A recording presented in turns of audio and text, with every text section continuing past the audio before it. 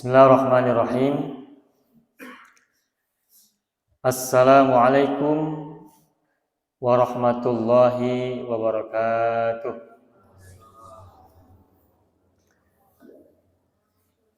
Alhamdulillah rabbil alamin.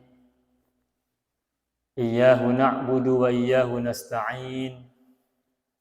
Ala umurid dunya waddin. Ashhadu an la ilaha illallah al-malikul haqqul mubin. Wa ashhadu anna Muhammadan abduhu wa rasuluhu as-sadiqul wa'dil amin. Allahumma salli ala sayyidina Muhammadin wa ala ali sayyidina Muhammad fil alamin innaka Hamidum Majid, amma ba'du. Qala Allah Ta'ala fil Qur'anil Karim, a'udzu billahi minasyaitonir rajim. Bismillahirrahmanirrahim. Ya ayyuhalladzina amanu ijtanibu katsiran minadh-dhanni inna ba'dadh-dhanni itsmun wa la tajassasu wa la yaghtab ba'dukum ba'dha.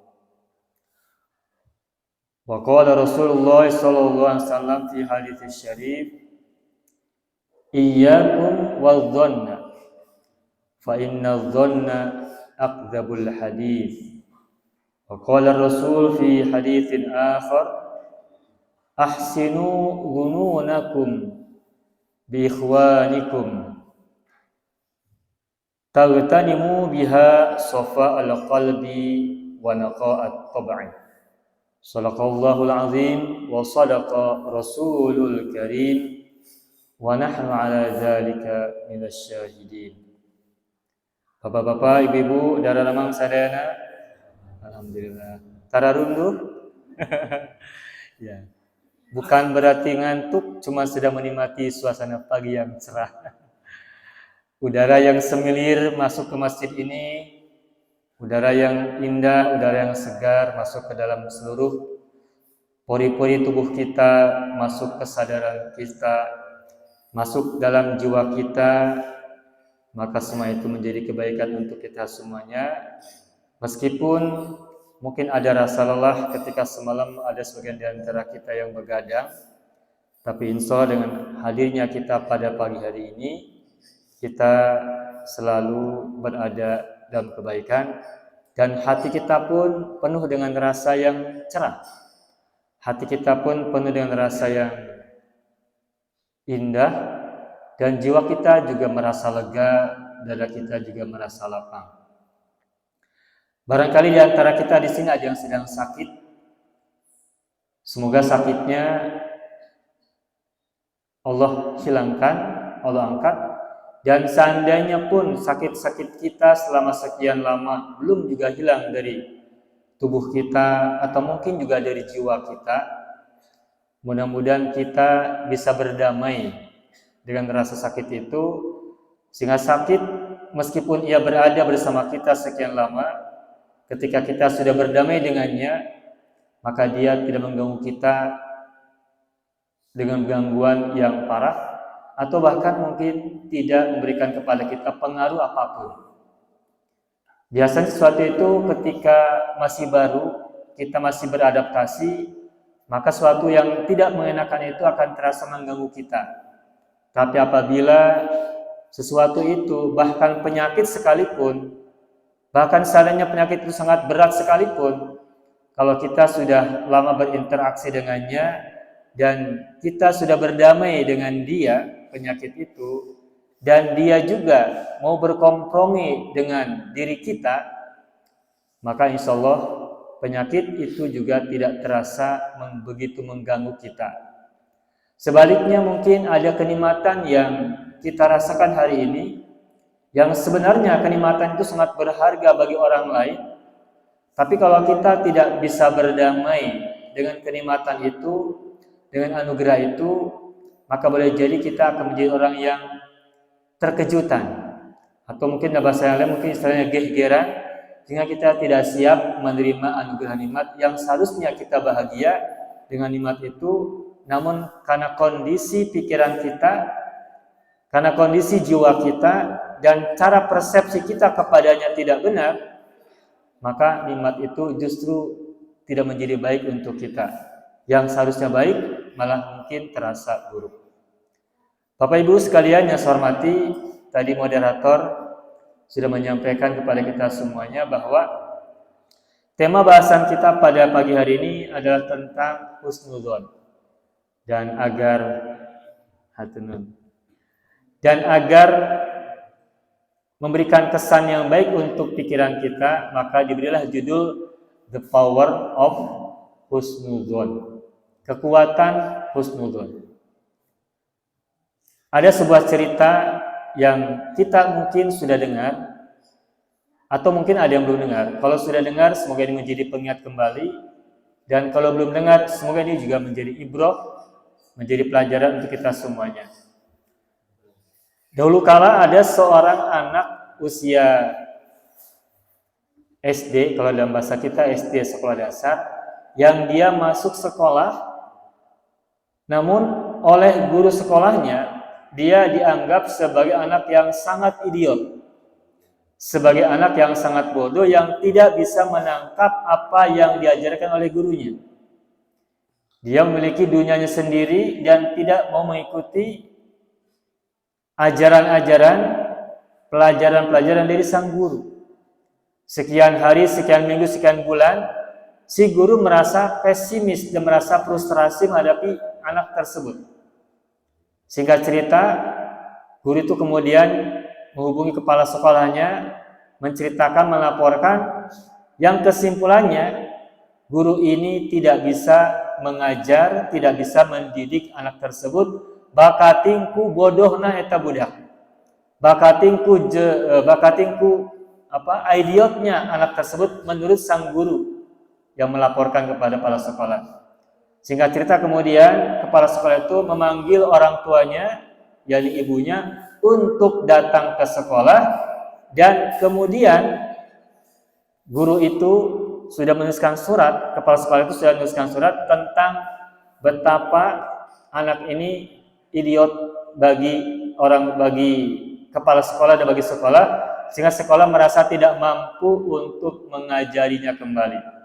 Dan sang ibu dipanggil agar sang ibu kembali menerima tanggung jawab mengajarkan anaknya itu dari sekolah. Sekolah sudah lepas, tidak lagi bertanggung jawab. Dibuatlah surat dan ibu menerima surat itu, dan begitu dia baca surat itu, betapa dia sangat terpukulnya penjelasan yang tertera dalam surat tersebut. Namun dia tidak pernah cerita kepada anak itu bahwa mengapa anak itu dikeluarkan dari sekolah gara-gara idiot. Tapi justru sang ibu membawanya anak itu ke rumah, kemudian bertekad dalam dirinya, membentuk pikiran positif dalam dirinya, bahwa anak ini akan dia didik dengan sebaik-baiknya, dengan pikiran-pikiran positif, dengan ucapan-ucapan positif, dengan tindakan-tindakan positif. Dia ajari apa yang dia bisa, dia kenalkan dunia apa yang dia bisa, dan diantarkan anak itu oleh pikiran-pikiran positif untuk mengembangkan kemampuannya apa yang ia punya. Singkat cerita anak itu tumbuh menjadi pribadi yang sangat meneliti keadaan, mengamati peristiwa-peristiwa sekitar. Apa yang ia lihat, ia perhatikan, apa yang ia lihat, dia renungkan seterusnya, dan singkat cerita tumbuh jadi remaja, tumbuh menjadi dewasa, dan dengan kegigihan orang tuanya, ibunya yang sangat telaten, memberikan pikiran-pikiran positif dan kesempatan-kesempatan yang baik bagi si anak. Singkat cerita anak ini kemudian telah melahirkan banyak penemuan-penemuan, telah melahirkan banyak hak cipta atas temuan-temuan dia. Bisa ratusan, juga mungkin ribuan temuan dia yang dihasilkan dari analisa, dari temuan-temuan dan apa yang ia pikirkan sejak itu. Nah, singkat cerita, anak itu menjadi anak yang sukses karena dia bisa menemukan banyak temuan-temuan yang sangat bermanfaat untuk kehidupan manusia. Dan salah satu temuan yang sangat spektakuler dan hingga hari ini masih kita rasakan adalah bola lampu yang sekarang menerangi rumah-rumah kita, masjid kita ini. Bola lampu yang menyinari kita, yang berikan penerangan kepada kita, yang bisa melihat kegelapan di tengah malam. Ini semuanya adalah jasa dari seorang anak yang dulu oleh gurunya di sekolahnya dicap sebagai anak yang idiot, yang gurunya sendiri tidak mampu untuk mengajarinya, saking betapa idiotnya anak itu bagi pandangan sang guru. Tetapi justru oleh ibunya anak itu, ibu itu memperlakukan anak itu dengan sebaik-baiknya, memperlihatkan tindakan-tindakan baik, memperlakukan juga dengan perlakuan-perlakuan yang sangat memuliakan anak itu, sehingga anak itu menumbuhkan rasa percaya diri dan terus meneliti, terus mengamati, dan singkat cerita dia menjadi penemu yang sangat luar biasa. Jasanya hingga hari ini masih kita rasakan, dan mungkin entah sampai kapan, mungkin sampai akhir zaman, salah satu temuan dia masih tetap dirasakan. Dialah yang kita kenal sebagai siapa? Thomas Alva Edison, seorang penemu bola lampu. Dan kita termasuk orang yang sangat berhutang budi kepada beliau. Dan meskipun bagi kita zaman ini beliau adalah orang yang sangat berjasa, tapi dulunya dia dianggap bodoh, dianggap idiot oleh guru yang seharusnya mengajari. Dia dianggap bodoh oleh orang yang seharusnya bertanggung jawab untuk memberikan kepadanya ilmu yang terbaik. Tetapi untunglah dia mendapatkan atau memiliki seorang ibu yang sangat luar biasa, yang telah membentuknya, mengarahkannya, membimbingnya sehingga menjadi pribadi yang luar biasa di kemudian hari. Nah, kemudian ketika dia sudah sangat dewasa dan dia sudah mendapatkan banyak penghargaan, ibunya meninggal dunia. Dan ketika suatu hari dia datang ke rumah ibunya, dia melihat peninggalan-peninggalan ibunya, kemudian ia menemukan sebuah secari kertas. Yang dia lihat secari kertas itu ditulis oleh kepala sekolahnya dulu ketika dia masih kecil, dan dia bacalah apa yang dia baca dari surat itu.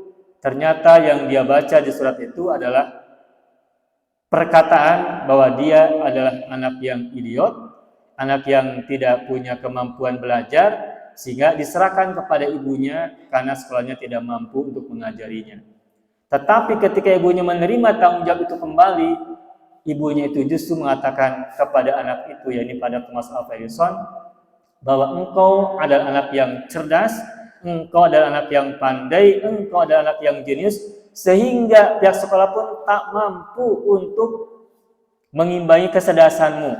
Maka karena engkau anak yang cerdas, yang sekolahmu tidak mampu mengimbangi kecerdasanmu, dia serahkan kembali kepada ibumu, dan ibumu mengajarimu langsung. Nah, ibunya tidak pernah mengatakan yang sebenarnya terjadi dari sekolah itu, tapi ibunya memberikan kepada anak itu informasi-informasi positif, pikiran-pikiran positif, dan tindakan-tindakan positif. Keburukannya dihilangkan, keburukannya disembunyikan, tapi yang dimunculkannya adalah kebaikan-kebaikan. Nah, maka kata Thomas Alva Edison, atas temuan-temuan dia yang dia capai, atas prestasi-prestasi yang dia temukan dan dia hasilkan, maka sesungguhnya ini adalah persembahan untuk seorang ibu yang sangat husnudzon kepada dirinya. Nah, maka dari ini ada sebuah cerita yang sangat baik buat kita semuanya, betapa husnudzon itu bisa mengubah sesuatu yang semula oleh lingkungan yang buruk, akhirnya berakibat baik. Dan mungkin kita hanya melihat ini adalah peran seorang ibu. Tetapi kalau kita lihat lebih jauh, mengapa ibu itu memperlakukan anaknya sebegitu rupa? Karena dalam dirinya terpatri kuat, tertanam kuat pikiran positif kepada anak. Ketika orang melihatnya hal negatif, dia justru membaliknya menjadi positif. Dan dengan kegigihan seorang ibu, dengan kekuatan seorang ibu, dengan pikiran positif yang ia miliki, maka ia berhasil membentuk hal yang tadinya dianggap negatif menjadi positif. Nah, ini bagaimana seorang ibu kepada anaknya melihatnya dalam kacamata husnudzon. Nah, sekarang kita coba lihat dengan kacamata yang lain. Mungkin kita juga sering melakukan introspeksi kepada diri sendiri, melihat apa yang ada pada diri kita. Sudah puluhan tahun kita hidup, sudah puluhan tahun kita berusaha, sudah puluhan tahun kita menikmati perjalanan usia kita, tapi rasaan angger kieu we kaayaan teh. Tidak ada perubahan, tidak ada perbaikan, tidak ada peningkatan kualitas diri dan keluarga dan sebagainya. Kemudian kita menyimpulkan bahwa kita memang sudah diciptakan sebagai orang yang mungkin gagal, mungkin bangkrut, mungkin punten bodoh dan sebagainya. Kita mencap diri kita sebagai orang yang tidak pantas untuk berhasil sebagaimana orang lain yang melakukan keberhasilan, mendapatkan keberhasilan. Kita mencap diri kita sebagai orang yang mungkin sudah ditakdirkan oleh Allah sebagai orang yang gagal, sebagai orang yang tidak bisa menempuh kesuksesan hidup. Nah, ketika kita sudah menetapkan diri kita, mencap diri kita sebagai orang yang gagal, yang ditakdirkan pasti gagal, pasti bangkrut dan semacamnya, maka itu berarti kita sudah menetapkan diri kita sebagai orang yang suudzon kepada diri kita. Dan kekuatan terbesar untuk diri kita adalah dari kita sendiri, bukan dari orang lain. Kalau tadi Thomas Alva Edison masih anak kecil, dia belum bisa menentukan dirinya, belum bisa menilai dirinya. Siapa yang jadi penilai? Ibunya. Tetapi kita, buat diri kita sendiri, adalah orang yang sudah mandiri, sudah menjadi independen, maka yang menjadi pengubah diri kita adalah diri kita sendiri, bukan orang lain. Itulah sebabnya di Al-Quran ditegaskan, innallaha la yughayyiru ma biqaumin hatta yughayyiru ma bi anfusihim. Sesungguhnya Allah tidak akan mengubah suatu kaum sampai mereka mengubah dirinya sendiri. Suatu kaum adalah komunitas besar. Nah, kaum itu kan terdiri dari banyak individu-individu, terdiri dari banyak orang-orang. Maka bagaimana kita bisa memperbaiki diri orang lain ketika kita tidak bermula dari diri sendiri? Maka yang paling penting sebelum mengubah orang lain adalah mengubah diri sendiri. Maka ketika kita bercerita tentang bagaimana ibunya Thomas Alva Edison mengubah anaknya dengan pikiran-pikiran yang positif, sebagai pribadi yang sudah independen ibunya itu kepada anaknya yang masih perlu belajar, maka untuk kita yang sudah dewasa khususnya, maka kita juga mesti memperlakukan diri kita semulia-mulianya, memperlakukan diri kita seutama-utamanya, sebagaimana Allah berikan kepada kita anugerah yang kebanyakan belum kita bisa gali. Seringkali kita merasa sudah mentok dengan apa yang sudah kita lakukan dan mengira bahwa kita sudah habis. Padahal boleh jadi kita belum menggali apa yang ada pada diri kita lebih banyak. Kita baru menggali 1, tapi kita sudah merasa menggali 100. Kita masih berusaha 1 kali usaha, kita merasa sudah melakukan usaha yang sangat maksimal.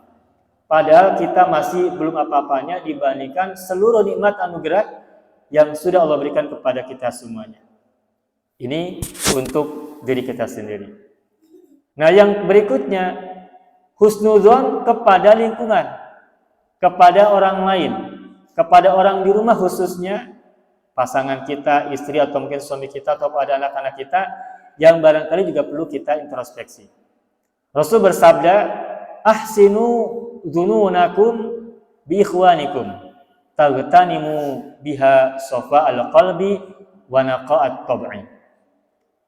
Perbaikilah dugaan-dugaan kalian kepada saudara-saudara kalian. Saudara di sini berarti orang di luar kita. Bisa kepada istri kalau suami, bisa kepada suami kalau istri, bisa kepada anak kalau orang tua, bisa kepada orang tua kalau anak, dan sebagainya dan sebagainya. Boleh jadi di antara kita ketika kita menjalankan hidup rumah tangga, pernah ada cekcok, pernah ada pertengkaran kecil dalam rumah tangga, pernah ada bentrok, pernah ada perbedaan pendapat. Nah, kalau kita biasa berpikir suudzon, sedikit perselisihan antara suami dan istri, itu salah satunya atau dua-duanya boleh jadi berpikirnya terlalu jauh. Misalnya berpikir bahwa kita sudah tidak ada kecocokan, bahwa kita memang tidak ditakdirkan bersama, bahwa kita sebaiknya untuk berpisah, dan seterusnya dan seterusnya. Pikiran-pikiran buruk sangat menguasai, sehingga masalah kecil seolah langit dirasakan runtuh, seolah rumah roboh, dan sebagainya. Tetapi kalau kita sudah terbiasa berpikir positif, masalah kecil yang satu ditambah masalah berikutnya, terus kita berpikir positif, ini semuanya bagian dari bunga-bunga dalam rumah tangga, dinamika dalam rumah tangga, bumbu-bumbu rumah tangga, itu kan kalimat-kalimat positif. Pertengkaran apapun, seberapa besar pun, kita sebutnya sebagai bumbu dalam rumah tangga. Itu kan kalimat yang baik. Bahwa sebagai bumbu, maka menjadi penyedap rasa. Maka ketika ada pertengkaran kecil dalam rumah tangga, percekcokan kecil dalam rumah tangga, bahkan saya pun pernah terjadi pertengkaran yang cukup hebat, karena kita melihat, memandangnya sebagai bumbu dalam rumah tangga, maka itu tidak akan menggoyahkan, apalagi meruntuhkan kehidupan rumah tangga, akibat pikiran positif dalam kehidupan rumah tangga. Maka rumah tangga akan bertahan, bahkan akan menjadi lebih baik ketika dua belah pihak, suami dan istri, terus mengembangkan pikiran positif dalam kehidupan rumah tangganya. Tetapi sebaliknya, jika yang dikedepankan adalah pikiran-pikiran negatif, pikiran-pikiran buruk, melihat sedikit saja hal yang tidak disukai dari pasangan, kemudian menimbulkan pikiran yang buruk dan terus dikembangkan, maka dengan pikiran buruk yang terus dibesar-besarkan pada saat itu, boleh jadi pada waktunya akan meruntuhkan kehidupan rumah tangga yang tentu saja tidak kita harapkan. Itu dalam rumah tangga. Sekarang orang tua kepada anak. Jujur saja, saya juga orang tua. Ketika anak kita bermain jauh dari rumah kita, perasaan kita sangat cemas. Ketika anak kita bermain mungkin rada berkilo-kilo jauhnya dari rumah kita, bermain sama teman-teman yang ngamprak kemana-mana, mungkin yang kita anggap ke tempat-tempat yang barangkali kita anggap beresiko tinggi dan sebagainya, kita deg-degan, kita cemas, bahkan mungkin kita panik, mencari-carinya kemana-mana.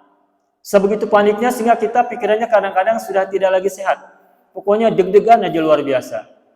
Kepada suami, kepada istri, cerita begini begitu, ambil motor, kita papai kemana-mana. Berjam-jam kita cari nggak ketemu-ketemu, pas pulang ke rumah, anaknya sudah kembali. Pernah nggak begitu terjadi? Mungkin pernah, meskipun ceritanya beda. Nah, kita mungkin punya pikiran buruk, anak kita akan celaka, anak kita akan berbuat yang tidak-tidak dan sebagainya. Betapa kuat rasa pikiran, rasa kekhawatiran kita, dan boleh jadi kita pikirannya sangat buruk ketika itu. Anak kita masih kecil. Tetapi ketika kita terus memberikan rasa harap-harap kepada diri sendiri, menghidupkan pikiran-pikiran positif pada diri sendiri, kita mungkin akan lebih tenang, meskipun anak kita mungkin bermain jauh. Lalu anak kita tumbuh remaja. Dan sebagaimana kita sama-sama paham, masa remaja ada masa-masa yang sangat rawan. Dengan masa pubertasnya, pergaulan dan sebagainya. Dan kita pun terus mengembangkan pikiran-pikiran yang was-was, pikiran-pikiran cemas kepada mereka, takut begini, takut begitu, dan seterusnya. Pokoknya cemasnya luar biasa. Dan muncul dalam pikiran kita pikiran-pikiran buruk, pikiran-pikiran negatif, takut ini, takut itu, dan seterusnya. Nah, sekarang coba kita kembali ingat. Ketika kita dulu masih kecil, sebelum menanjak remaja, kita mungkin masih ingat. Ketika kita di kampung halaman, kemana kita bermain? Bandingkan cara main kita waktu kecil dulu di kampung dengan cara main anak kita sekarang di kota, di sini. Di kawasan perumahan kita di sini saat ini. Kita waktu kecil mungkin yang ada di perkampungan ada banyak sawah, mungkin ngampraknya ke sawah-sawah, ke sungai, ada bambu melengkung, kita naik, enjot-enjotan, ada ranting, kita juga memainkannya sebegitu rupa. Sawah baru saja dipanen, kita terus jauh, mungkin bisa kiloan meter, kita main sangat jauh. Kita mungkin juga pernah main ke heler, yang di situ ada gundukan gabah, dan gabah itu ketika sudah menggunung, kalau kita naik bisa 3 rewos.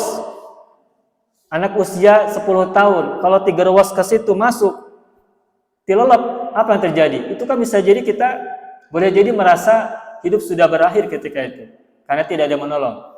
Dan banyak permainan-permainan lain yang ketika itu kita lakukan, yang boleh jadi kalau kita bandingkan dengan anak-anak kita bermain hari ini, mungkin zaman dulu kita bermain lebih beresiko, lebih ngamprak, lebih ngelayap, dan sebagainya, lebih beresiko besar. Tetapi kita saat itu bahkan hingga hari ini selamat. Dan kita tidak cerita pada orang tua bahwa kita telah begini, telah begitu. Sebab apa kalau cerita? Pasti dimarahi kan ya? Nah, begitulah juga anak kita hari ini. Anak-anak kita, setidaknya yang saya perhatikan, serawan-rawannya bermain mereka di tengah-tengah lingkungan kita, itu pengalaman kita bermain masa dulu lebih rawan dan beresiko kita daripada anak-anak yang sekarang. Tetapi resiko yang kita bayangkan di pikiran kita kepada kita, cemasnya luar biasa. Berbeda dengan orang-orang tua zaman dulu yang tidak terlalu memikirkan resiko yang begitu besar. Anak-anak sehari ini hujan-hujanan, kita mikirnya begitu buruk. Sementara kita dulu ketika kecil hujan-hujanan bukan hanya ditakuti tapi malah disenangi. Bukan hanya sekali dua kali, bahkan berkali-kali. Saat-saat hujan besar adalah saat-saat yang dinantikan. Malam hari ketika terang bulan, kalau kita malam hari banyaknya ngerem di rumah. Tapi anak-anak zaman dulu, kita termasuk diantaranya, malam hari jam 8, jam 9 di luar masih berada di halaman rumah, menikmati indahnya malam dalam temarang atau dalam terang benderang bulan purnama. Dan itu adalah kehidupan kita. Dan kita saat itu juga tidak dimarahi oleh orang tua kita, bahkan kita senang. Dan kalaupun orang tua kita melarang, kita kadang-kadang mencuri-curi bagaimana agar kita bisa keluar rumah untuk menikmati indahnya malam di tengah benderangnya purnama. Dan seterusnya dan seterusnya. Singkat cerita, boleh jadi pikiran negatif kita, suudzon kita kepada anak yang berlebihan, itu boleh jadi nanti akan mengerangkeng, akan meminimalisir potensi-potensi penggalian-penggalian mereka yang seharusnya mereka dapatkan untuk mengembangkannya. Tetapi gara-gara kita banyak terlalu takut kepada mereka tentang mereka, melarang mereka berlebih-lebihan, sehingga potensi yang harusnya mereka tumbuh maksimal terhambat gara-gara pikiran buruk kita kepada mereka. Oleh karena itu, maka orang tua juga mesti mengembangkan pikiran husnudon kepada anak-anak mereka. Kita sebagai orang tua. Lalu bagaimana kita sebagai anak kepada orang tua, bahkan kepada mertua?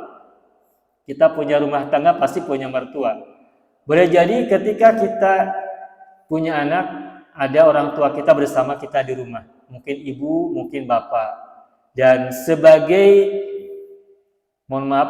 orang yang hidup pada masa lalu, maka mereka, orang tua kita itu belajar dengan ilmu-ilmu masa lalu, pengetahuan-pengetahuan masa lalu, juga dengan wawasan-wawasan masa lalu. Sementara kita orang tua zaman ini hidup dengan ilmu masa kini, dengan pengetahuan-pengetahuan masa ini, dengan pengalaman-pengalaman masa kini, dengan informasi yang juga kita terima masa ini. Sehingga boleh jadi antara pengetahuan kita dengan pengetahuan orang tua kita mengalami gap. Perbedaan pemahaman, perbedaan wawasan. Lalu mereka ada di rumah kita. Kita punya anak. Kita punya konsep bagaimana mendidik anak. Kita punya pikiran bagaimana cara mendidik anak. Kita punya cara berpikir bagaimana anak kita dididik dan seterusnya.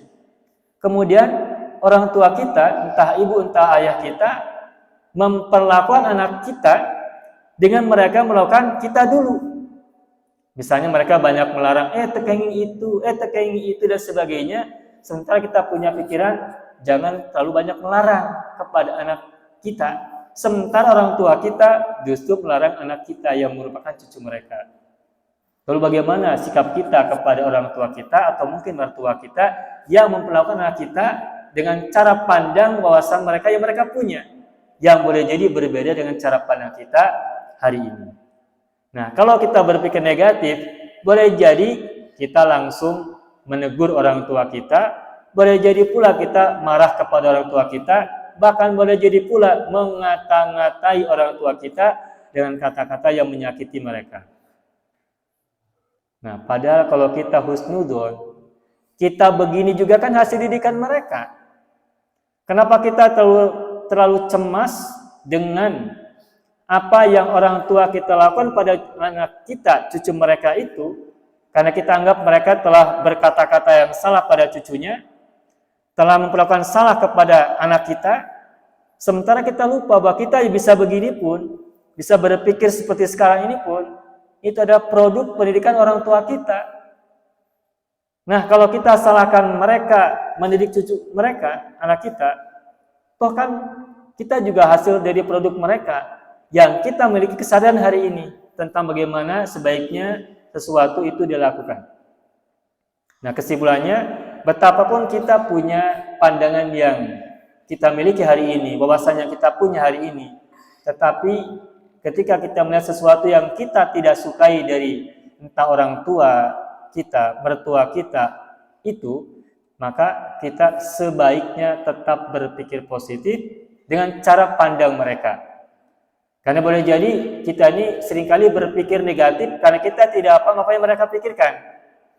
Seringkali kita melihat orang lain buruk, itu karena kita belum dengar apa penjelasan mereka. Tetapi kalau kita sudah dengar apa yang mereka jelaskan, apa yang mereka pikirkan, mungkin kita juga akan setuju apa yang mereka lakukan. Nah, seringkali pikiran-pikiran kita yang terlalu buruk melihat sesuatu itu membuat kita lupa diri, lupa pikiran-pikiran sehat, ya akhirnya membuat keadaan menjadi buruk buat diri kita, atau kalau berkaitan dengan orang lain menjadi komunikasi berubah, menjadi komunikasi buruk, dan akhirnya bisa jadi menjadi pertengkaran atau akibat yang lebih buruk lagi. Tentang diri sendiri sudah, tentang rumah tangga sudah, tentang orang tua mertua juga sudah. Nah, berikutnya ada juga husnudzon berkaitan dengan orang di luar rumah. Tadi Rasul sudah kita sampaikan bersabda, ahsinu dzununakum bi ikhwanikum. Perbaikilah dugaan-dugaan kalian terhadap saudara-saudara kalian. Bisa tetangga, bisa saudara yang punya hubungan biologis, bisa juga orang-orang yang kita lihat jauh atau mungkin berinteraksi kita dengan media-media sosial dan sebagainya. Ahsinu dzununakum. Perbaikilah dugaan-dugaan kalian bi ikhwanikum, dengan saudara-saudara kalian. Tagtanimu biha safa al-qalbi wa naqa'at tab'i. Kalau kita sudah memperbaiki dugaan kita kepada mereka, kata Rasulullah, tagtanimu, niscaya kalian akan mendapatkan sofa al-qalbi, hati yang bening, wa naqa'at tab'i, dan tabiat yang suci atau bersih. Yang tidak kalah penting dari bagaimana kita melihat hidup itu adalah hati. Hati di sini bukan hati dalam pengertian yang kalau kita gambarkan sebagai bentuk love begitu ya. Hati dalam pengertian al-qalbu, dalam pengertian bahasa Arab itu maknanya bukan hati yang melengkung berbentuk apa itu Bu, Pak? Pokoknya begitu ya. Love lah kalau kita nyebutnya istilahnya. Bukan berbentuk love. Al-qalbu atau qalbu itu dalam bahasa Arab maknanya adalah kesadaran. Kesadaran mencakup di dalamnya adalah kognisi, pikiran, yang juga di dalamnya ada afeksi, perasaan. Al-qalbu mencakup kognisi pikiran dan juga afeksi perasaan. Ketika kita memperbaiki dugaan-dugaan kita kepada lingkungan kita, maka itu akan menghasilkan qalbu yang bening, pikiran yang bening, pikiran yang suci, pikiran yang bersih. Wa naqa'at tab'i, dan perangai yang juga suci, yang bersih. Ketika kita melihat orang yang kita anggap buruk, maka begitu kita melihatnya buruk, maka hati kita juga akan terbawa buruk. Dan ketika kita melihat dia, maka yang menguasai kita semuanya buruk tentang dirinya. Karena kita sudah mengawalinya dengan pikiran-pikiran buruk. Tetapi kalau kita melihat dia dengan kacamata positif, maka yang kita lihat dari dia juga akan positif. Dan hati kita, kesadaran kita juga akan terbawa baik. Ketika kita mempunyai masalah yang menimpa kita sebagai diri maupun sebagai keluarga, lalu kita melihatnya sebagai masalah yang sangat besar, maka pikiran-pikiran kita tentang masalah itu akan mempengaruhi diri kita, mempengaruhi kesadaran kita, bahkan berpikir kita menjadi tidak sehat.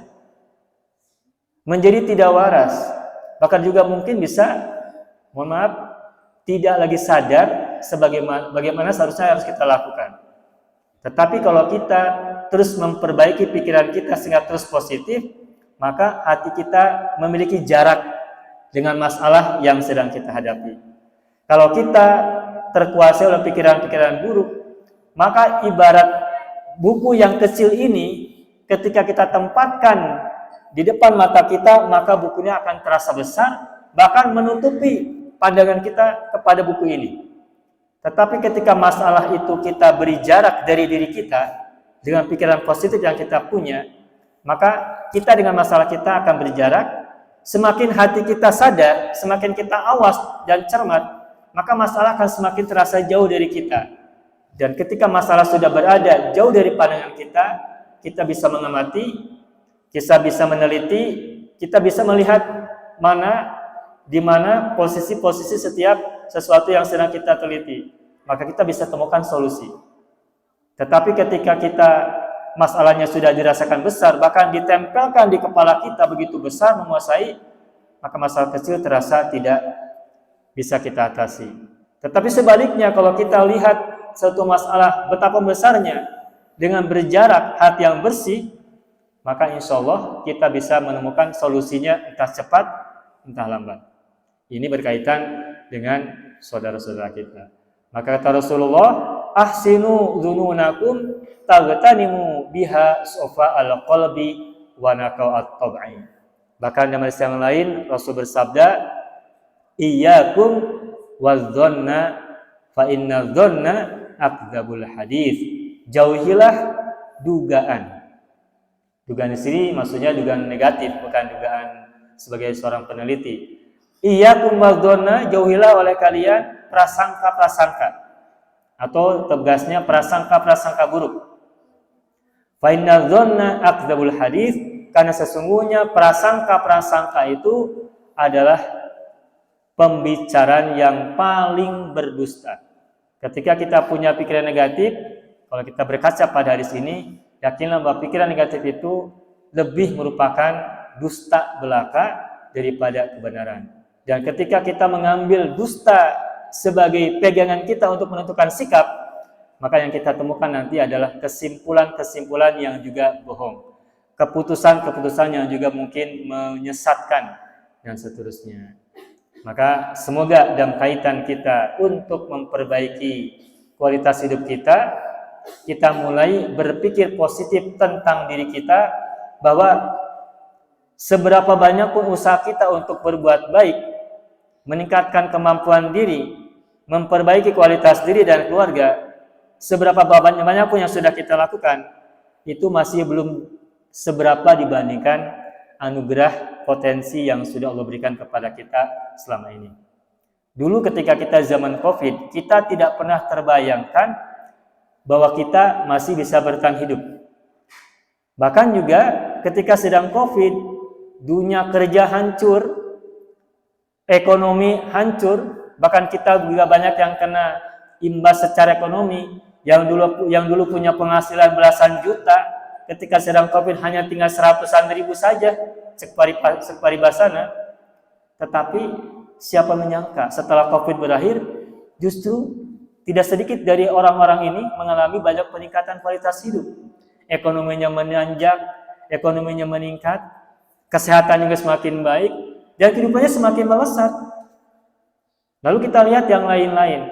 Ada tidak saudara-saudara kita ketika COVID banyak mengeluh, ketika COVID banyak resah, banyak cemas, beres COVID anggerwek itu. Ada yang begitu? Mungkin ada. Tapi juga lihat yang kiri kanan yang lain, atau mungkin agak jauh lagi di tempat-tempat yang berbeda. Ketika COVID memang dia jatuh, tapi ketika beres COVID dia justru bangkit, bahkan melesat jauh ketika sebelum dia COVID.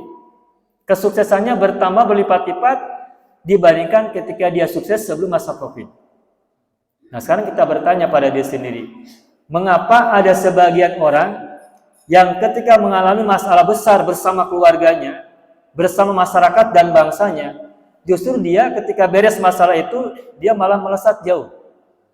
Tetapi tidak sedikit orang, masalahnya sama, musibahnya sama dialami, tetapi dia justru tetap begitu-begitu saja, tidak mengalami peningkatan. Nah, kalau kita berkaca pada hadis Nabi tadi, ahsinu dzununakum bi ikhwanikum taghtanimu bi asfal qalbi wa naqatabi, dan iyyakum wadzunna fa inna dzunna qabul hadis.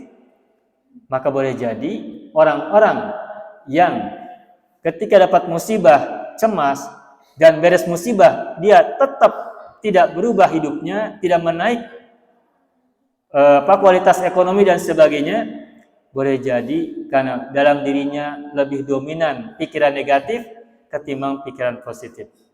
Sebaliknya orang-orang yang ketika musibah sudah berlalu dia semakin melesat, sangat boleh jadi karena dia dalam dirinya lebih kuat husnudzon ketimbang suudzon dia.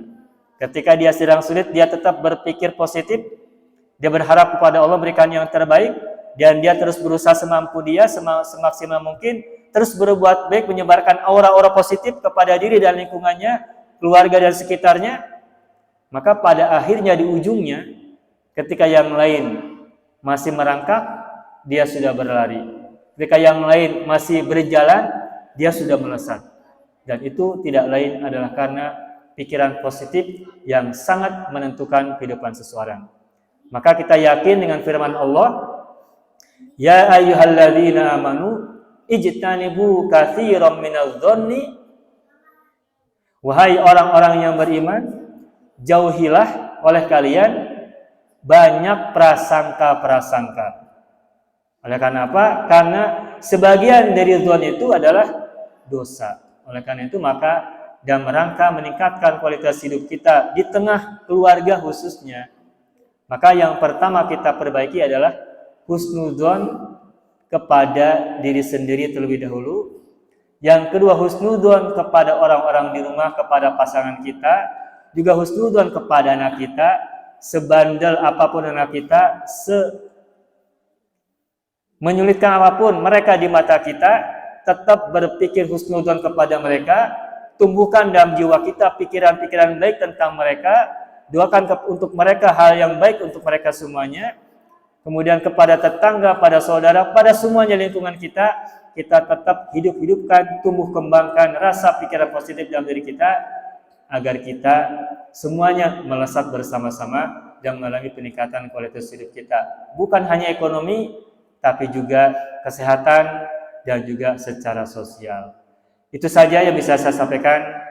Kesimpulannya, semoga kita menjadi pribadi-pribadi yang positif, menjadi orang-orang yang menjadikan husnudzon sebagai gaya hidup kita.